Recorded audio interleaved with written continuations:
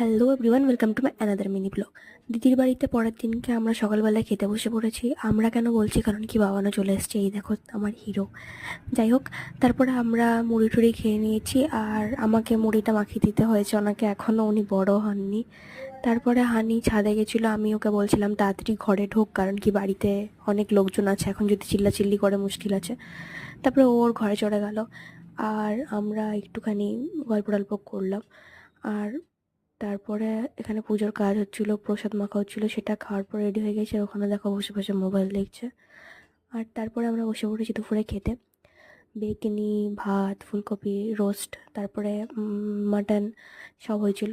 সব কিছু খাওয়া দাওয়ার পর আমরা বেরিয়ে পড়েছি, কারণ কি আমাদের ট্রেন ধরতে হবে। আমি, মা আর বাবান বেরিয়ে পড়েছি। তা যেহেতু সিট পাইনি, তাই ওর সাথে গল্প করছি আর দাঁত কালাচ্ছি, আমার আর কোনো কাজ নেই। তো যাই হোক, আজকে ব্লগটা এখানে শেষ করলাম। ভালো লাগলে অবশ্যই লাইক, কমেন্ট, শেয়ার করো, আর প্লিজ আমাকে সাপোর্ট